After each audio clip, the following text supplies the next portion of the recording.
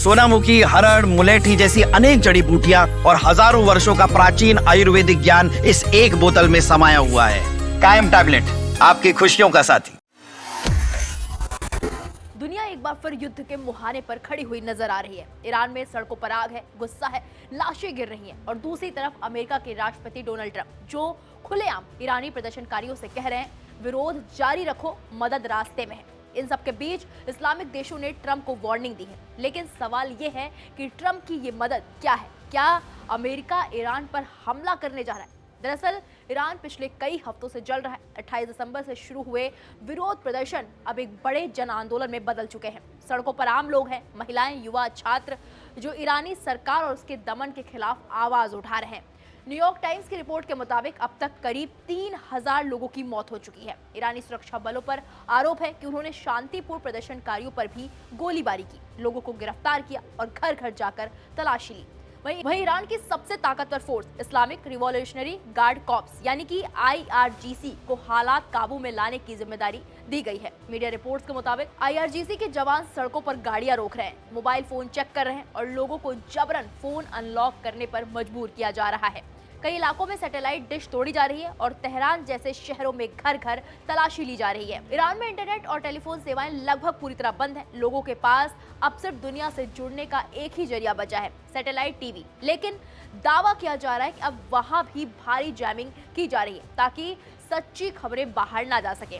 संयुक्त राष्ट्र के मानवाधिकार प्रमुख वोल्कर टर्क ने ईरान में हो रही हिंसा पर गहरी चिंता जताई है। इसी बीच अमेरिका के राष्ट्रपति डोनाल्ड ट्रंप ने आग में घी डालने का काम किया। ट्रुथ सोशल पर ट्रंप ने लिखा, ईरानी देशभक्तों, विरोध जारी रखो, अपने संस्थानों पर कब्जा करो, हत्यारों और दुर्व्यवहार करने वालों के नाम याद रखो, उन्हें इसकी बड़ी कीमत चुकानी पड़ेगी।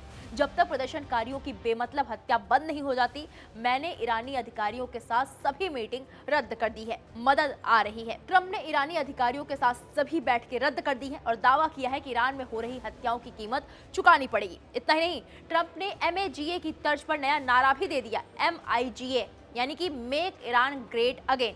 व्हाइट हाउस के अधिकारियों ने साफ कहा है कि ईरान पर सैन्य कार्रवाई की संभावना से इनकार नहीं किया जा सकता। वहीं वॉल स्ट्रीट जर्नल की रिपोर्ट के मुताबिक ईरान पर हमले की आशंका को लेकर अरब देश ईरान के समर्थन में उतरते हुए नजर आ रहे हैं। सऊदी अरब, कतर और ओमान ने अमेरिका को साफ चेतावनी दी है, अगर ईरान की सरकार गिराने की कोशिश की गई तो इसका सीधा असर वैश्विक तेल बाजार पर पड़ेगा। तेल की कीमतें बढ़ेंगी, आर्थिक संकट गहराएगा और अंत में इसका सबसे बड़ा नुकसान अमेरिका को ही होगा। अरब देशों की इस चेतावनी को एक चिंता के तौर पर भी देखा जा सकता है, क्योंकि अगर युद्ध होगा तो इन देशों के लिए ये फैसला लेना मुश्किल हो जाएगा कि वो ट्रंप का साथ दे या खामेनेई का।